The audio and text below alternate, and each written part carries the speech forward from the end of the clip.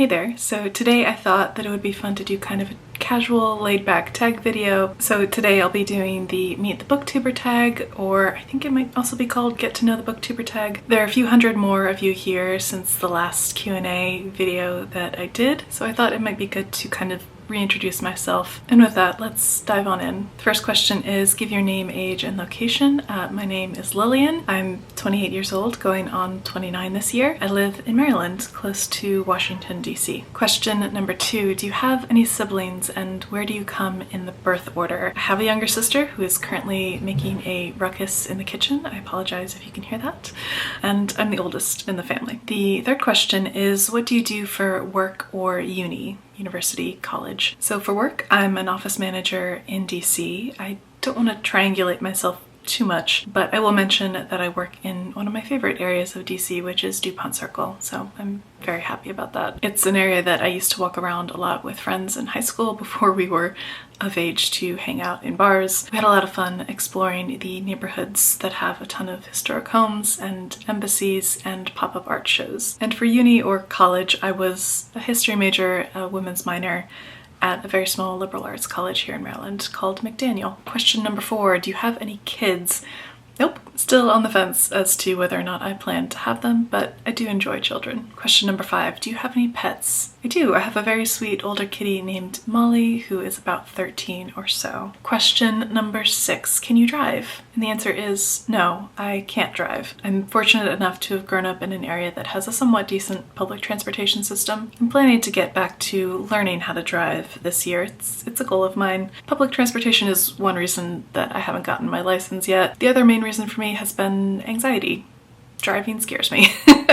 Learning to drive where I live specifically is a lot. It's on the outskirts of several cities and it's a really built up area with a lot of people, a lot of lanes of cars and weird intersections and a lot of road construction. I feel like if I'd grown up somewhere a bit more rural, it would have felt a lot less overwhelming to learn to drive. It also would have been way more necessary. But again, it's something I'm definitely planning to get back on this year and finally get my license. Question number 7, what was your favorite subject in school? Definitely history, both in high school as well as college, though depending on the teacher in high school, English was also one of my favorites. Question number 8, what is your favorite color? And I'm gonna have to go with either a pastel lavender or a light sage green. Question number 9, what is your favorite smell? And I couldn't pinpoint one, so I have a little list here. And they are wood smoke on the breeze, tomato plants in the sun, freshly brewed coffee, a cool fall morning, and a bookstore. Question number 10, what is your favorite book or top 3? I feel like as bookworms we're always really curious to hear what people's favorite books are, but at the same time we know how difficult to answer that question is.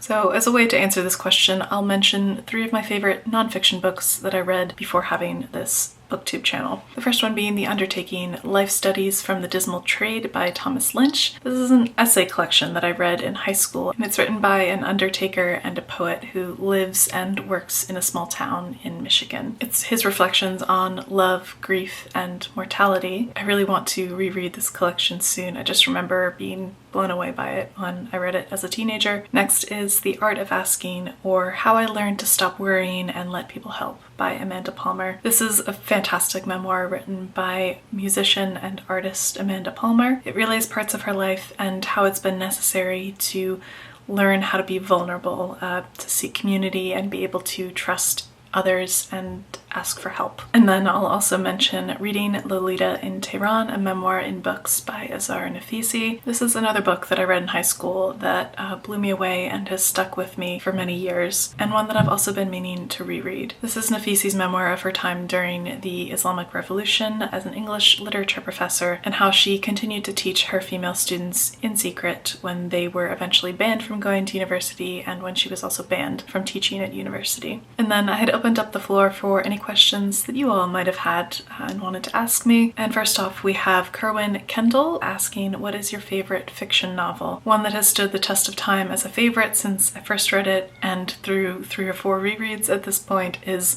The Book Thief by Marcus Zusak. Chef's kiss. Kerwin Kendall also asked, when did you get that fabulous haircut? Thank you. I first got a pixie cut back in 2018, I think. I'll insert a picture here.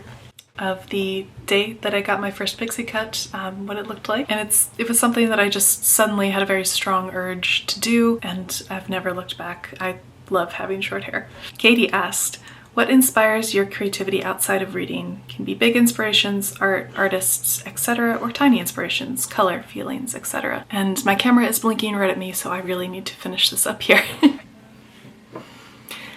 And would you believe it?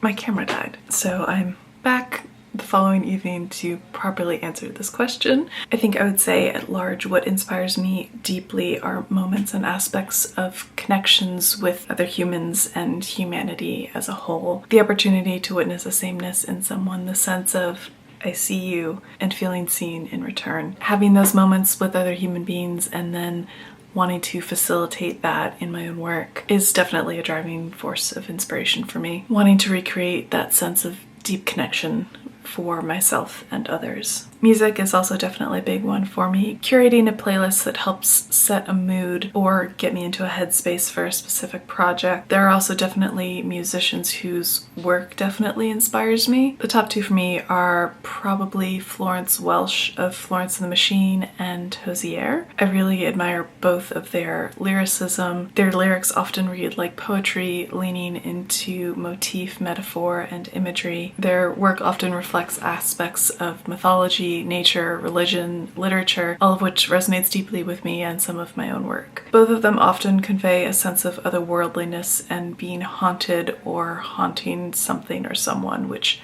#relatable. And then finally, I have to mention history as a key source of inspiration for me. History has been a lifelong passion of mine, and studying it from the big sweeping view of things down to the individual person and the day-to-day minutiae of their lives, thinking about how people lived, what they would have been faced with, and contemplating what their outlook on the world would have been. And in so many cases, you come across something in history, a bit of a manuscript or a photograph or an actual physical object that you are holding that makes you realize a sameness with someone that lived over 100 years ago or perhaps over 1,000. Studying history asks us to put ourselves in someone else's shoes, to engage with a level of speculation and imagination that I find inspiring and am deeply inspired by. But I think that's going to be it for the Get to Know the Booktuber tag. If you have any further questions for me, drop them down below in the comments. But I hope you all are doing well, and I'm definitely excited to see you in the next video.